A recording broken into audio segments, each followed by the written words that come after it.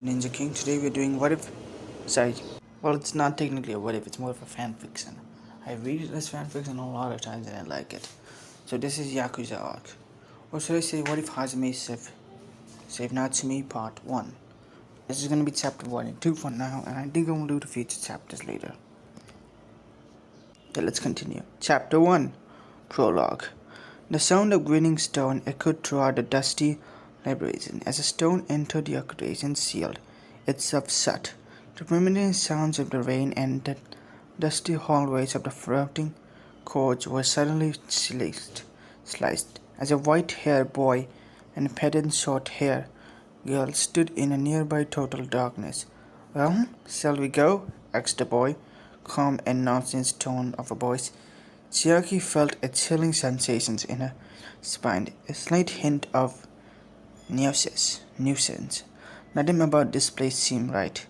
A singular world rattled around her brain. Tom, should we go back and tell the others? She asked nervously. Nagito stared ahead with a dull eye smile, pervading into a darkness that laid before them. You can do what if you what? You can do what if you want. In fact, I might better if you were here for this, he answered calmly before sitting deeper into the dark corners at the devastating piece. Chiaki hesitated for a moment before regretting following along. Before regretting following along.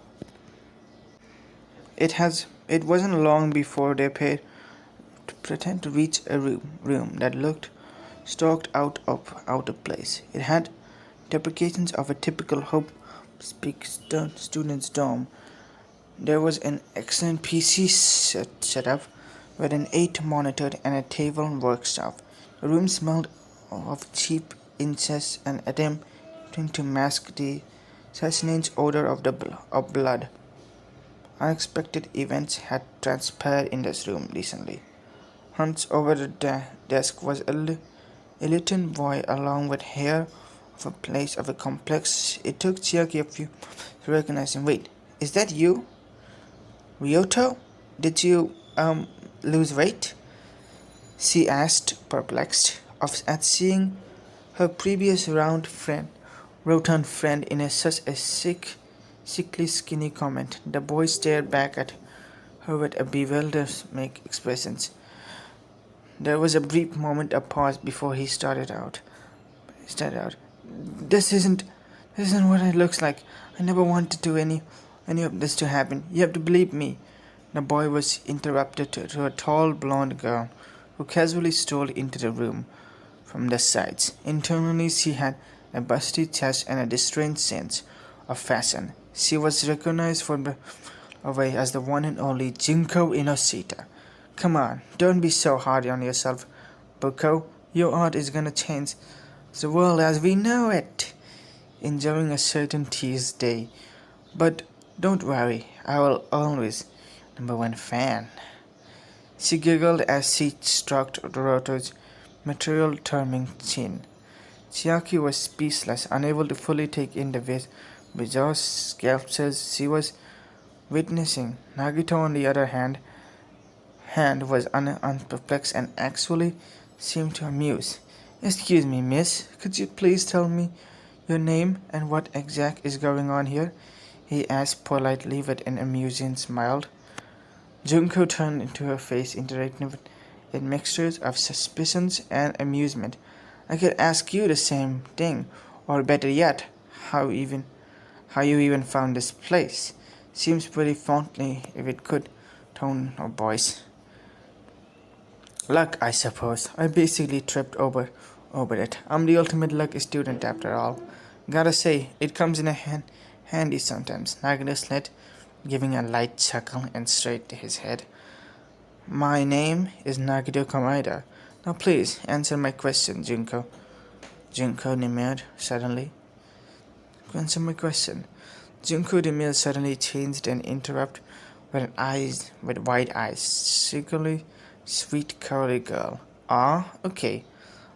Okay, what the heck? I guess I guess the cat's out of the bag. Now, congrats, you caught me. This is so embarrassing. I feel like I just got hit with a ghost of a wind, and now my panties are revealed to the world. The sea, on the same, oh the same. Junko widened, closing to her chest with a mocking demarcations. She choked a grin and eyed Nagito with a raised eyebrow. So, yeah, all that Nagito bounced over the past month has been by doing. It's been my doing, Junko. Koinasira, the ultimate despair. Your service, she said with a bow. Chiaki started angry at Junko and the back at Nagito. The two of them seemed unrespected by the whole encounter, but she could feel cursing tension in the air. Her knees felt weak and she struggled to stay standing here. Her fight or flight reflexes were kicking in. Something serious was about to going to happen. She knew it. Wow, I can't believe it. Trash like me brought face to face with an ultimate despair. For one final showdown, I might just be the luckiest day of my life. I have never felt hope like this. To be given such an opportunity is just too much. Nagito looked as if he was in a burst of crying with joy. Wait a minute. I see. You must be that hopeful fanboy who want Mia. I heard about you. Interesting. Junko grimaced smugly, crossing her arms, looking at Nagito over singeing him. Look, I get that this is a big deal for you. Everything, but should you count for Chiaki before they hatch? Chickens before they hatched. I think that this spear is going to win around. You two aren't living here alive. Sorry to break it to you, buddy, but you won't be bragging this to your friends. Any of your friends.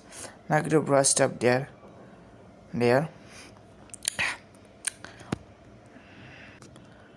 Nagito brushed off the trend and with a glint but embraced smile.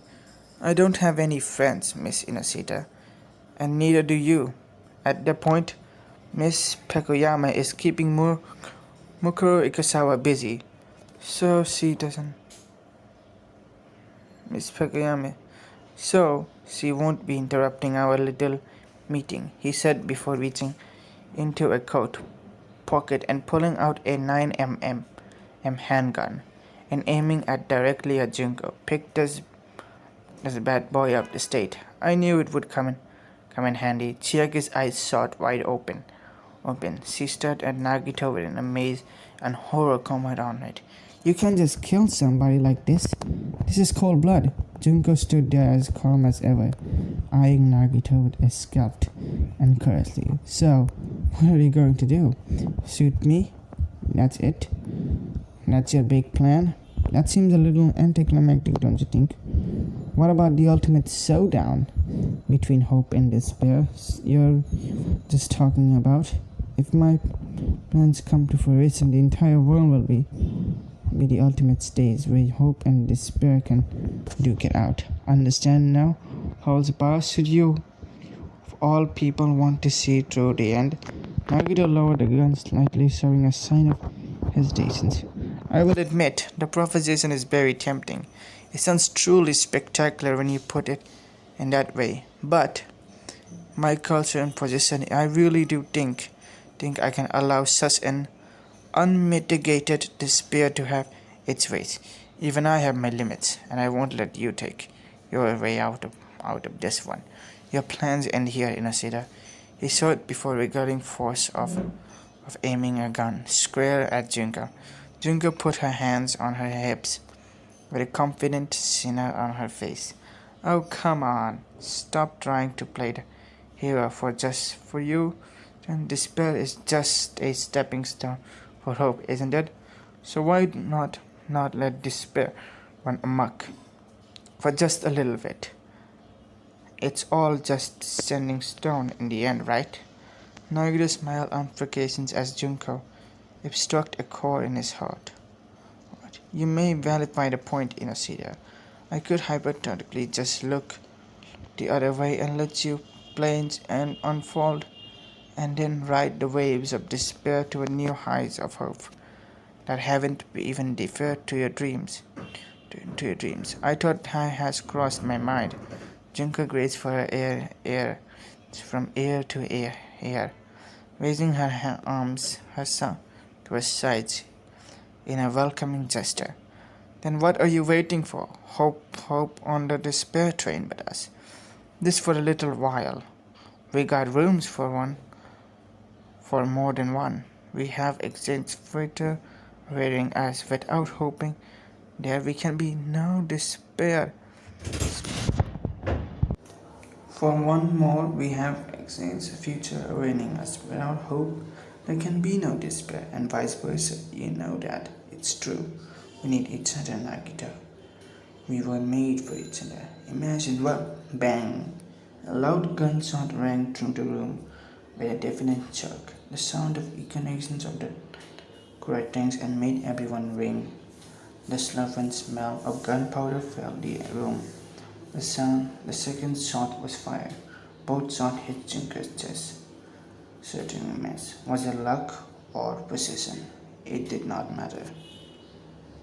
Junker looked down at her chest with a bounced grin on her face. She looked at the two holes in her chest that were gushing blood, stirring her clothes. She chuckled to herself slightly and caught blood as it oozed into her parched lungs. In a girl voice, she muttered,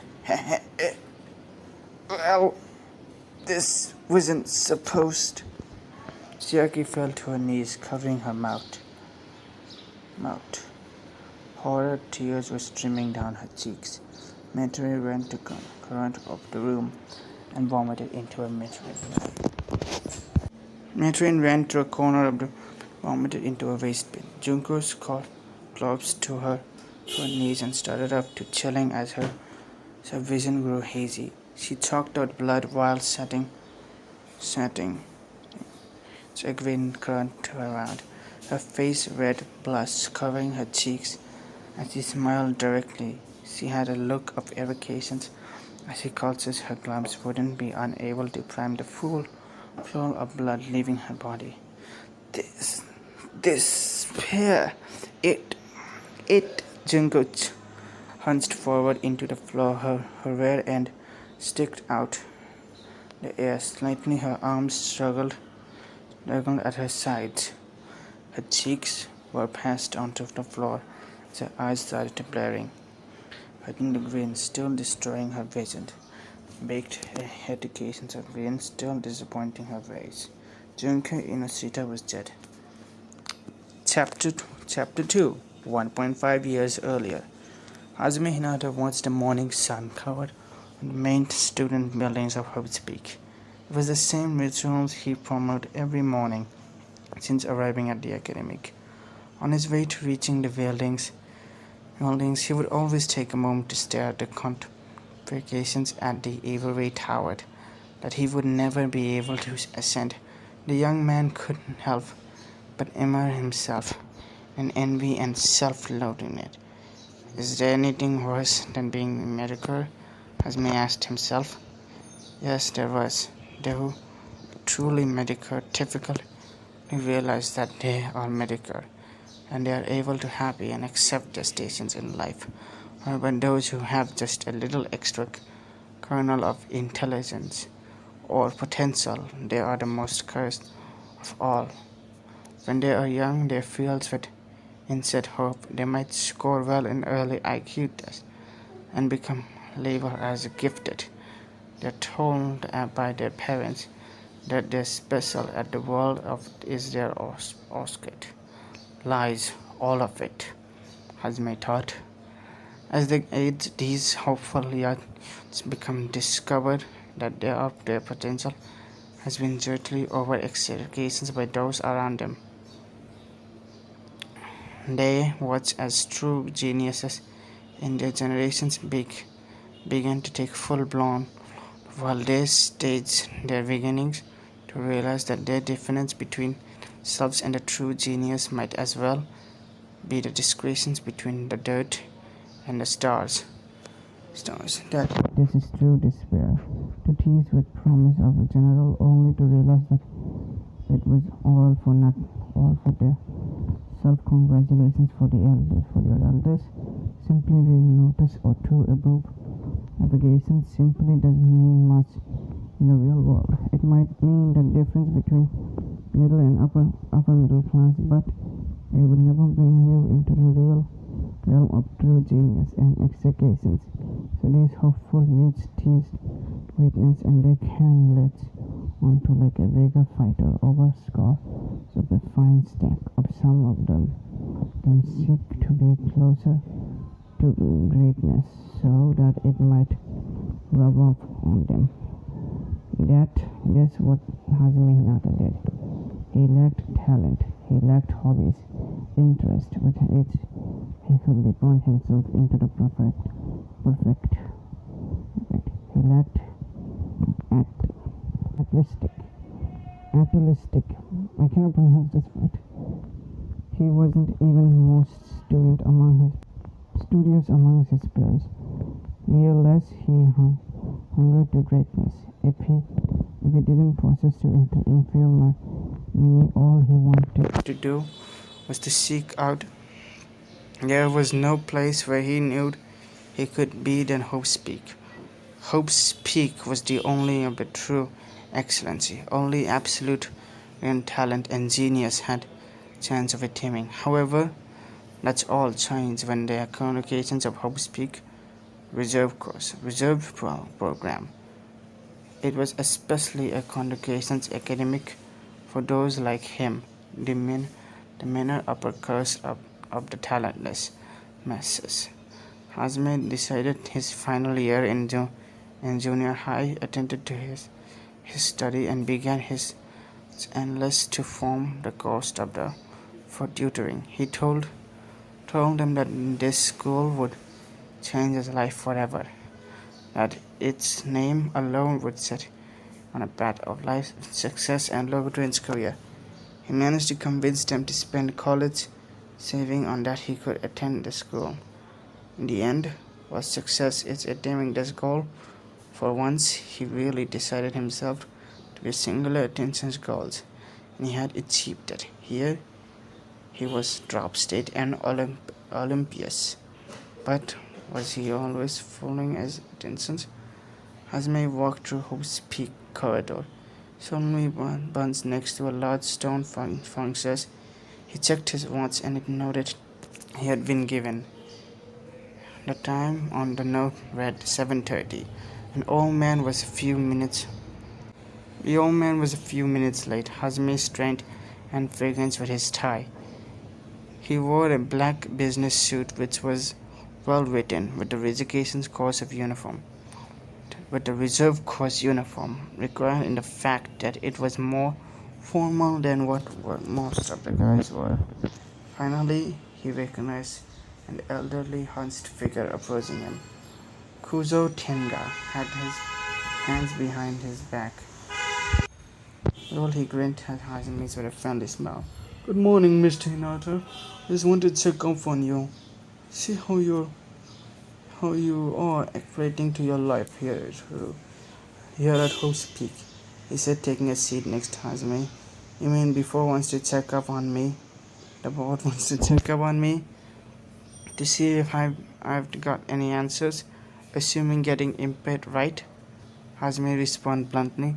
The old man smiled in acquiescence. Well, I wouldn't be lying if I said they were engaged to get an answer out of you. It has been 2 months since you arrived here. A lot is riding on you. You're the only one in the reserve course who meets the ideal requirements for the genetic and physical standpoint. You're the only they need, he said in a somber tone. Hazmi was slight. He looked up at the Hope's Peak building, deep in thought. Tengen's patience for a moment before speaking again. I know it's not an easy decision to make.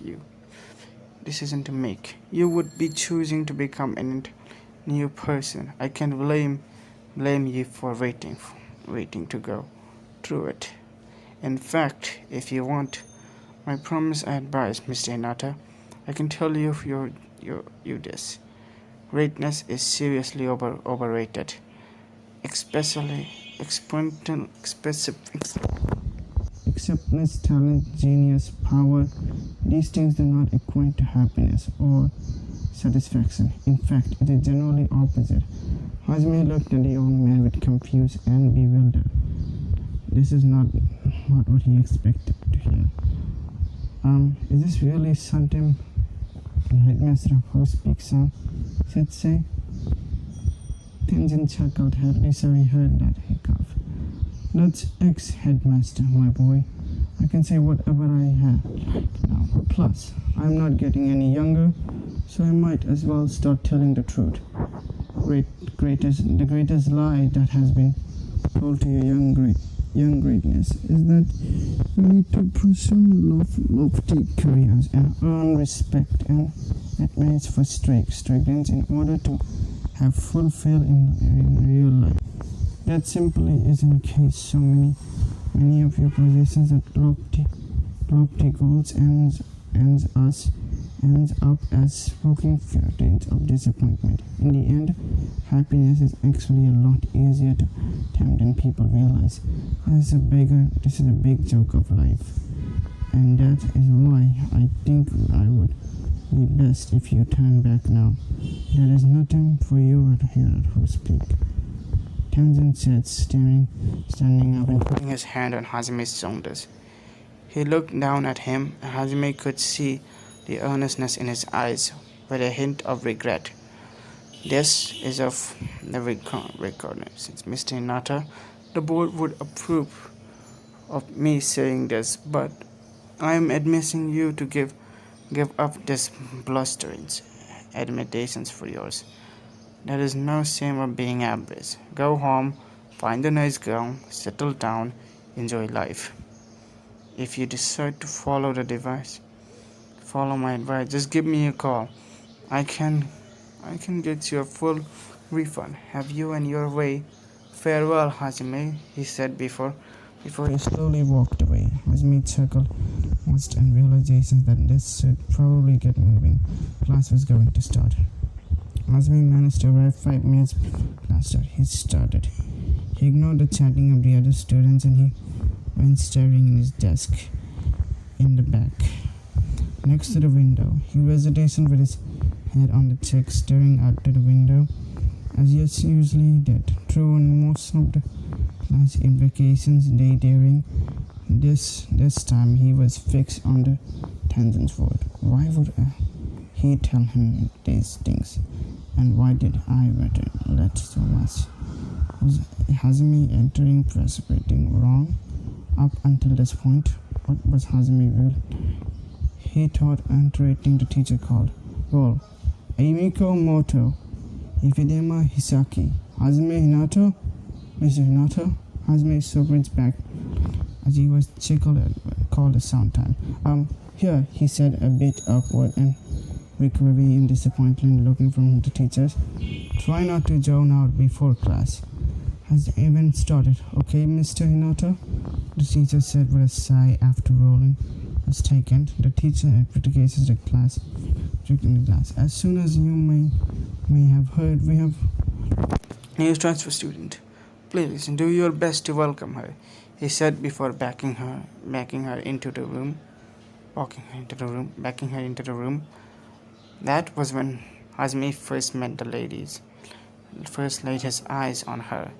She trooped into the room with a cocky grin on her face, and she had blonde hair and a cute body. Her cheeks had a natural blush on them, and she had an aura around her that was unmistakable. That she carried herself, and the look she had eyes were even brought words. Trouble. His mind, trouble. Please introduce yourself to the class, Miss Kujario, the teacher said politely as everyone's eyes were on his new gown. First impressions were very important, especially in high school. Yes, usually people decide the first 15 seconds of meeting you what kind of why is this accurate? Meeting you what kind of person you are and how they view you from her since first. Impressions are important to most people. Not to Natsumi. Okay, fine. My name is Natsumi Kuzuyo. I'm sure how I ended up getting started to class filled with a bunch of rejects and plums. Like you. Don't accept me to stick around long. I'll be moving up out of here into the time, so I have interacted in becoming friends with any of you Jacobs. So I just want to clear them all, she said with a smirk. Is the green being damaged? Is the girl's being damaged or something? Ugly wanted to himself. An awkward silence hung over the room. She just stood there with an academic smirk of a glimpse of satisfactions. Only a few of muttered to the significant speechless. Looking flustered, he called himself and says, that will be enough for you, Miss Kuzuyu. Please find yourself an open desk. The teacher grumbled along her, and little awkward outside of it. Outburst of silence. Hazumi reached to a grin realization as he looked to his right. A desk object was panicked. Not only that it was open desk in the room. Damn to hell! The blonde girl started down as a sim back row to the desk and to the Hazumi. She glanced down at him and narrowed her gaze. What are you looking at? She asked satisfaction. Hazumi averted his eyes from He had not introduced too straight at her. He was simply glaring with this new blonde hair problem that was being added onto his already growing list. He assumed himself at least could simply ignore her, and that she would most likely ignore him. Realistically, he would need to deal with her once on a daily basis.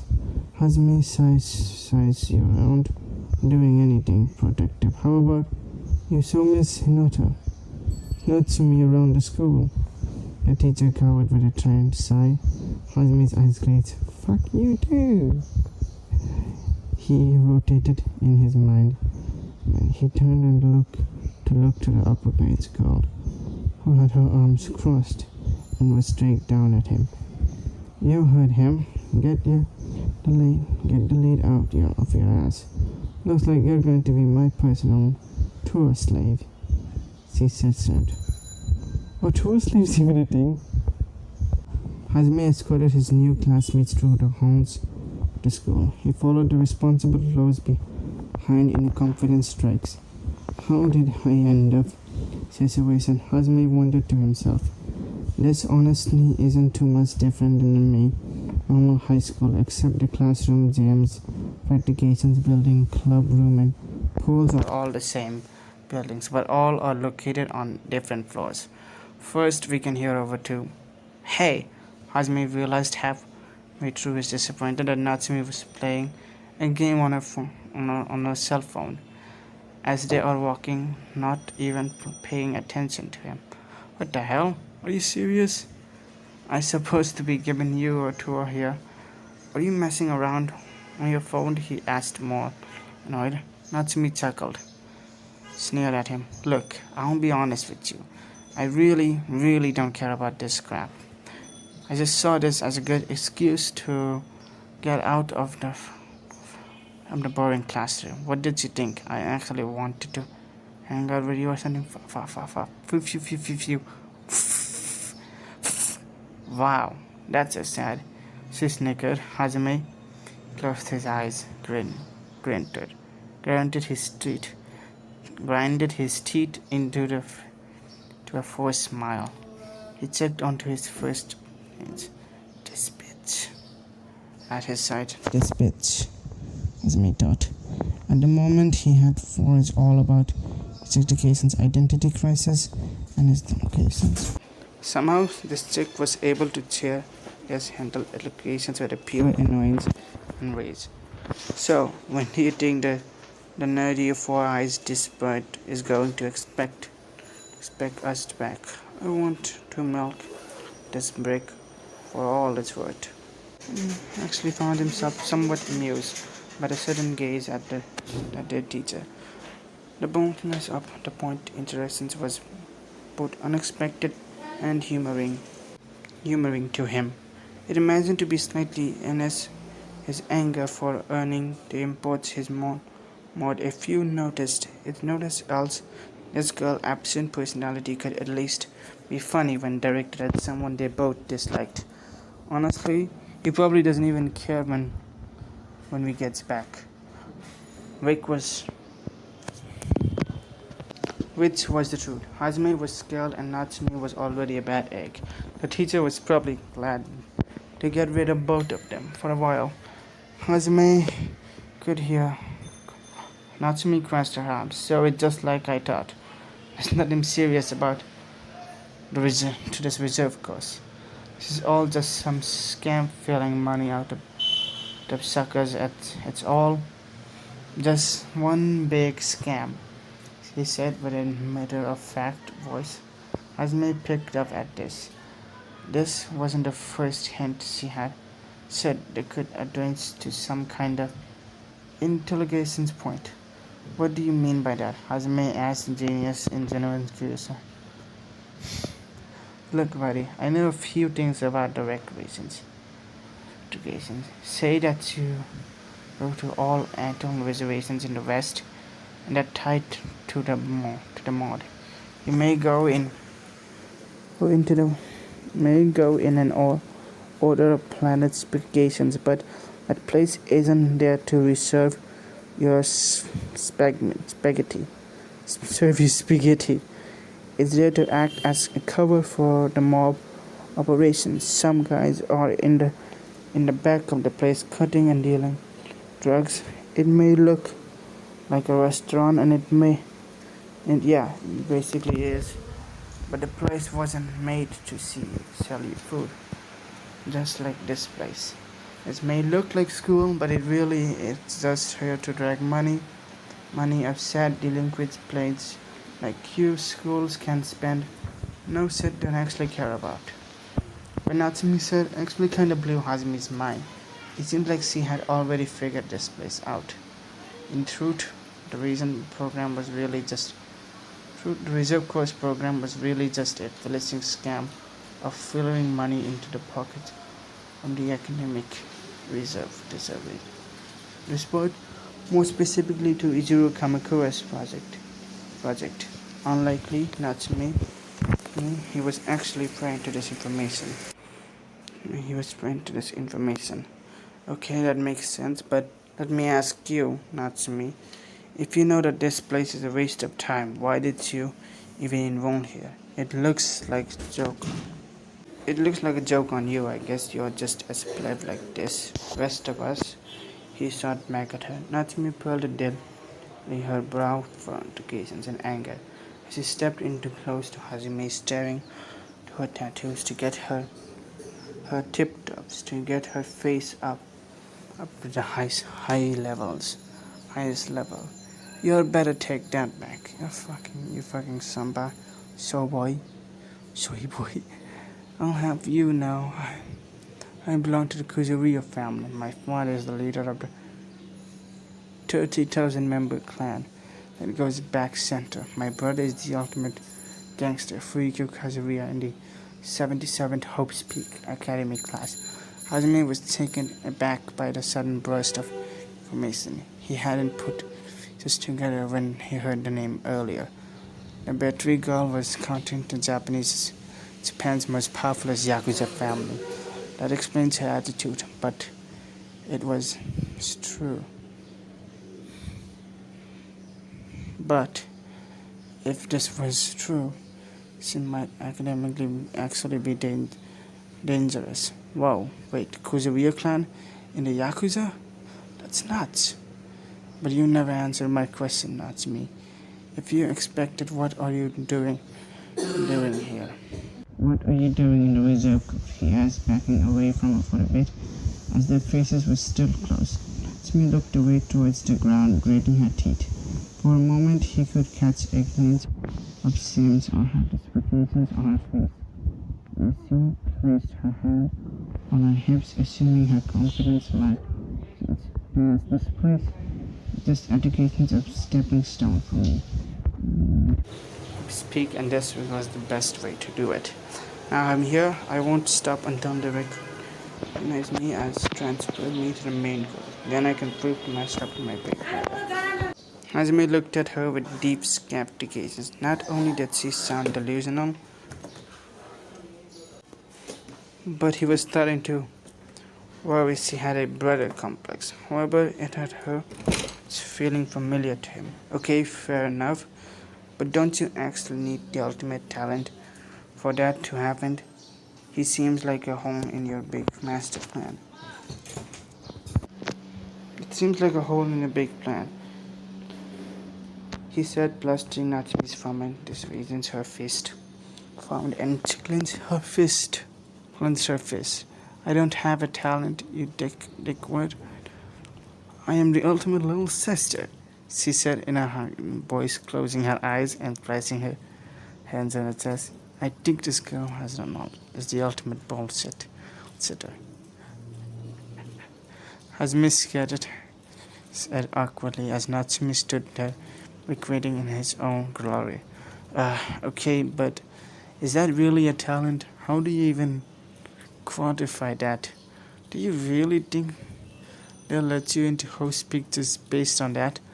Hazmi scoffed and looked at her with a glare of disappointment, and Natsumi looked at him with a glare of disgust and discrimination. Do you think I care what your opinion? Look, I'm getting into house speak on one way or another. After that she sighed and let her arms fall to her sides.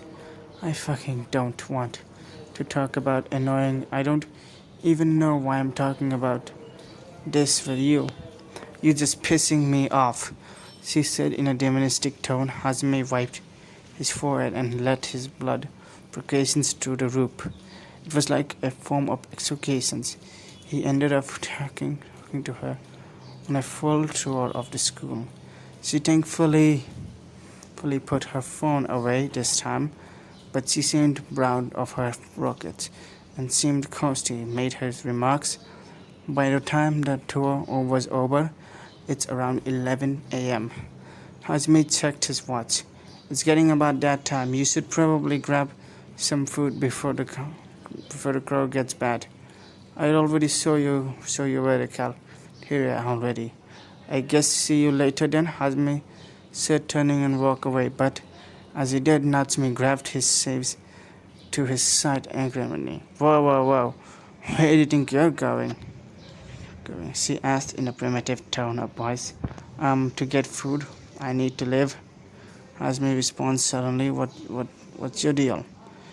Use your brain, idiot. I'm not just gonna go in there, find some to sit by myself and eat my lunch alone like some kind of goddamn incel loser.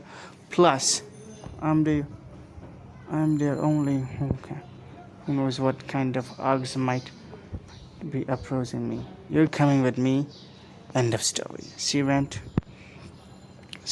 angrily with a hint of blush on her cheeks. Hazmi's eyes twitched a bit and he looked into her eyes awkwardly. Hazmi's eyes twitched a bit and he looked into her awkward. Interestingly, fine, these, whatever it might that much to you, we can have lunch together. Natsumi smirked. Good boy. Just don't let go to your head, she said with a smirk grin. The pair arrived at the cafeteria. They were a bit early, so the noon rush hadn't hit yet. There wasn't much of a line, and there wasn't plenty of free tables. Looks like we can beat the crowd this because what are you doing? Hazmi turned, seeing that Natsumi is casually seated seat on one of the tables. He raised his eyebrows to her in confusion. You realize that they don't bring the food out to you. This is the cafeteria, not a restaurant, he said once again. Okay, I know that. That's where you're going to go. Go up there and bring the food to me, she said with an annoying grin. Hazmi checked his fist dirtily. He stumbled over to her place and his hand down the table, leaning in, however, over her, down into her eyes. Do I look like a goddamn waiter to you? Natsume crossed her arms and legged back, a little surprised by this response. Whoa, you're actually kind of scary when like this, she said suddenly, insulting, looking into his eyes. The sound grin and crossed her lips. You seem like the kind of guy who gets pushed around a lot by the whines of others. Piece of advice. You should stand up for yourself more often, she said, looking up at him claimingly. He pulled away, blushing a bit and climbing himself down. Thanks. I guess I could give you some personal advice too, but I would probably need an entire goddamn book, he said, shaking his head. You're welcome. Now, I would like the steak on rice, and sliced on the sides, with fresh dressing, and something to drink. Obviously, she listened off Hogglety, and Hazmi was taken back. You're still seriously expecting me to get your food for you? Come on, just be a gentleman. Come on, just be a gentleman for once. You can have already gotten the food in this time you've been arguing with me. She bragged, according to her arms. It was at that moment Hazmi realized it was time to pat list riscations, crying 2 trays of food was a lot of ensuring the carrying on his excavations and any further with this uneven young woman. Hazmi had lost this round. He went through the lines, he picked up all the meals, he returned with trays in each hand. He sat down in front of her and, well, let's eat, he muttered on the first occasion. Had worked his appetite. Hold it. What is this? Just holding up the milk carton with a look of utter applications on the face. Hazmi looked already surprised for a moment and rid of rice in a moment at this point. He looked up at her with its milk. He imagined between bits. Yeah, and guess what? I'm unlocated, intellectual. Are you trying to poison me or something? She was touching the cart to the sides. It slid off to the table and fall onto the floor. Thankfully, it didn't burst. Now go grab me something else. Nothing like milk paste. She groaned angrily. At this point, Hazmi couldn't even muster any anger towards her. He was starting to believe that fate was playing a cruel joke on him, so he might as well play along. He stood up regularly and he perfectly sincere. He limped and made a service of course. Right away, the princess lay in there. Anything else your heart desires? He said in an overly dramatic voice, bowing to her comedically. Subjugation's Natsume's face turned between red and she seemed to be recoiling and withdraw as he did, looking away from him. Her voice was softer and less agitated. Don't call me that. Just get me some water. She almost membranes her face in complications. Clearly, Hazmi had touched upon some strange weakness of her. It was truly a bizarre to see her such a ridiculous change in her tone and dominications. He smirked off and got her bottle of water. By the time he had returned, she had already begun eating without him. He expected no less. The meal they shared together was a slumped, quiet one. Hazmi noticed that she was also a lot more tolerable, even when she didn't talk. She might even be considered cute, but he still had an applications reason to avoid her in the future. She was nothing but trouble. The rest of the day went instant fast. Natsumi didn't give Hazumi any form of trouble, and he was all able to resume his usual task of balancing fully fantastic about the Hope's Peak main course. His throws were interrupted when the interactions changed its usual tone slightly at the end of the day. Hazmi didn't waste any time in packing things up, and he headed to the usual spot on the way home. He really needed this today. She was waiting for him where they usually met. A short hair petty girl with a green jacket, a range of a skirt, and a backpack sat on the park bench next to a large fountain. It was the same spot he met a Tanzanian earlier that day. It was located in the country near the gate. The main course building. Around the fountain there were many businesses which were usually vacated.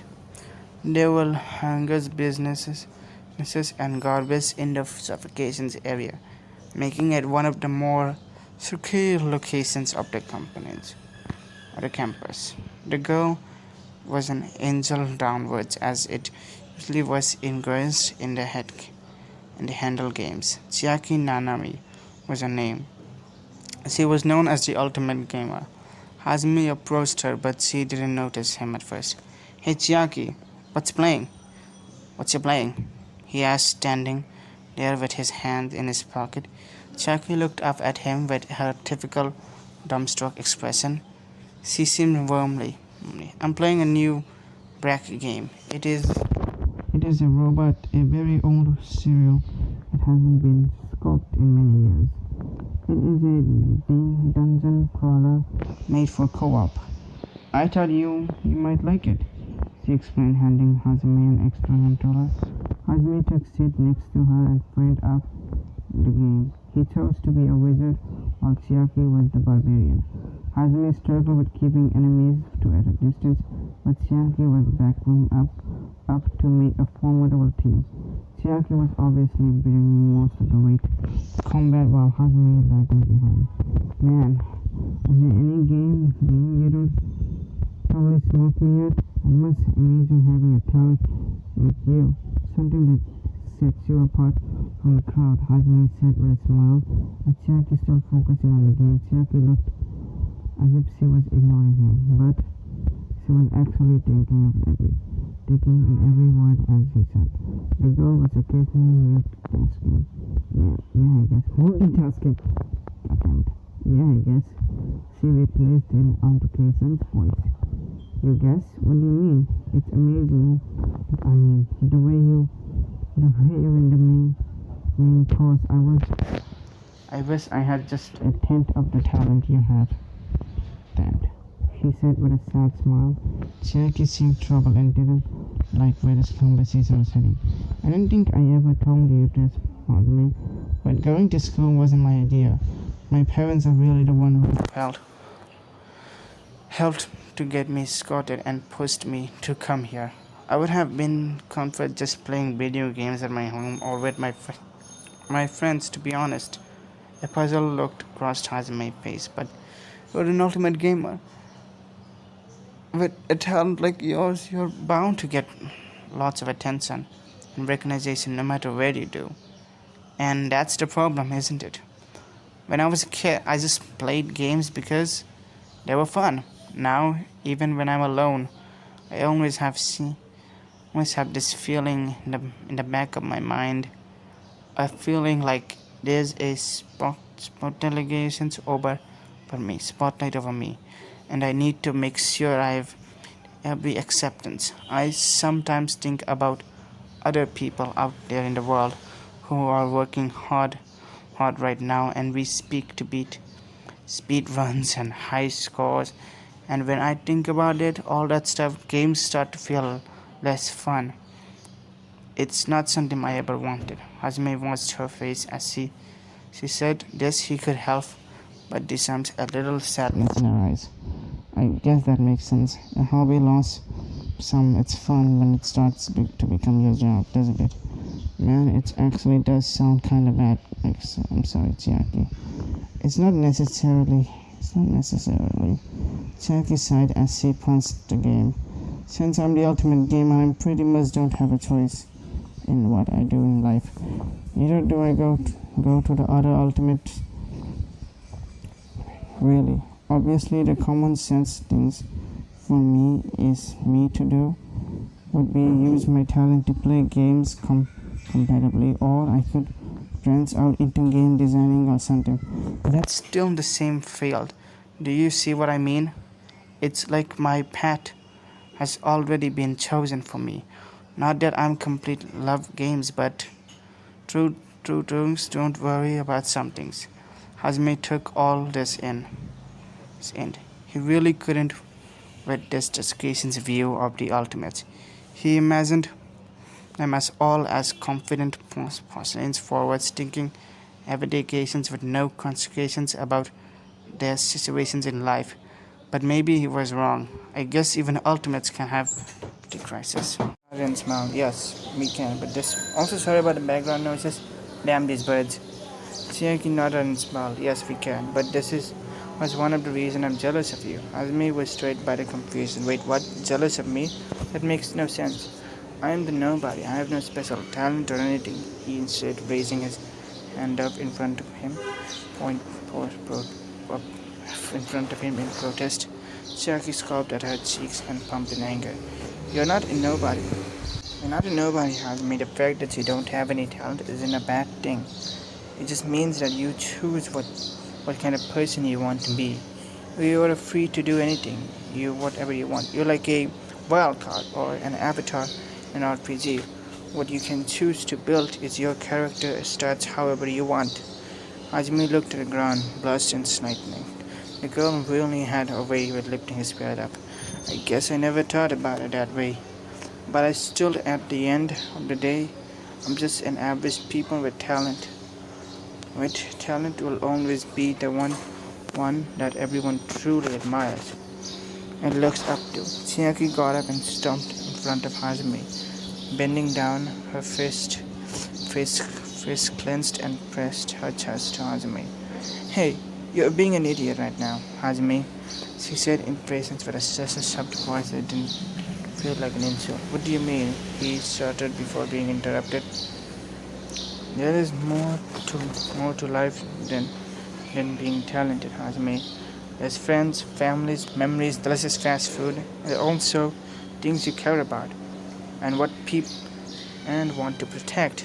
Talent doesn't mean anything in the end if you're not happy. She discouraged in her adore. If you're not happy, she scolded in her doorway. Then what? Without warning, she wanted back sitting down. I reserve her game, Hazumi. He was scoffed since when did Chiaki offer such interesting advice? He always thought that she was some kind of cute, quirky, sweet, shut-in, but the girl had some real wisdom after. Maybe you're right, he said. I just stood up watching the sunset painting the sky orange. Thanks, Chiaki. You gave me a lot to think about. I'm going to head out. I see you later. Chiaki watched him leave, lazily waving to him as he walked away. As she looked back down at the game screen, and warm smile crossed her lips. And that's the end of this chapter. Chapter 1 and 2 are basically the starting chapters for this What If series / story series. So if you guys like this, share, like, comment, subscribe. Bye.